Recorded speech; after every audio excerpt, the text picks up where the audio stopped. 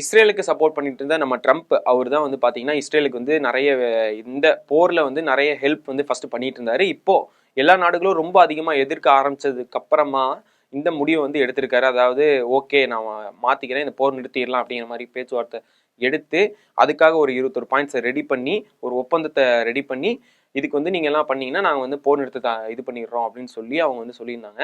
So அதுக்கு வந்து பேச்சுவார்த்தை பண்ணி நெதன்யாகு அவருமே வந்து இந்த இதுக்கு ஒத்துக்கிட்டாரு.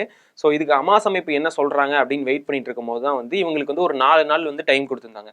ஹமாஸ் அமைப்புக்கு வந்து இந்த ஒப்பந்தத்துக்கு நீங்க ஒத்துக்கிறீங்களா இல்லையா, என்ன உங்களுடைய கருத்து என்ன சொல்றீங்க அப்படிங்கிறத வந்து நீங்க சொல்லணும் அப்படின்னு சொல்லி ஒரு 4 நாள் டைம் கொடுத்துருந்தாங்க.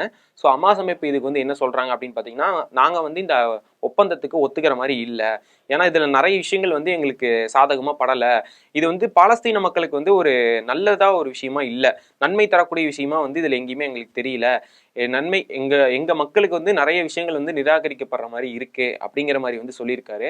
அது மட்டும் இல்லாம இது ஒரு புது வகையான ஆக்கிரமிப்பு மாதிரி தான் வந்து எங்களுக்குமே தெரியுது. இப்ப நேரடியா வந்து இவங்க தாக்குதல் நடத்தி எங்க மேல ஆக்கிரமிப்பு பண்ணிட்டு இருக்காங்க. அது மட்டும் இல்லாம இப்ப எல்லா நாடுகளும் இவங்க வந்து எதிர்ப்பு ரொம்ப அதிகமா தெரிவிச்சதுக்கு அப்புறமா நிறைய பேர் வந்து உங்களை மதிக்காம போயிடுவாங்க, அந்த மாதிரி விஷயங்கள்லாம் நீங்க பண்றதுனாலயே வந்துட்டு இது ஒரு மறைமுகமா வந்து எங்களை ஆக்கிரமிக்கிற மாதிரி இருக்கு. ஏன்னா இப்போ எங்களை இவ்வளோ நாளா வந்து எங்களை பிடிக்க முடியாம தான் நீங்க இருக்கீங்க. ஸோ இந்த மாதிரி ஒரு வேற ரூட்ல வந்து நீங்க எங்களை வந்து ஒழிக்கணும் அப்படிங்கறக்காக வந்து இந்த விஷயத்த பண்ற மாதிரி எங்களுக்கு தோணுது அப்படிங்கிற மாதிரி பாயிண்ட்ஸ் எல்லாம் நிறைய வந்து முன் வச்சிருக்காங்க. இதை பத்தி ஹமாஸ் அமைப்புடைய மூத்த தலைவர் அவருமே வந்து இந்த விஷயத்துல வந்து எனக்கு உடன்பாடு இல்லை அப்படிங்கிற மாதிரி தான் வந்து சொல்லியிருக்காரு.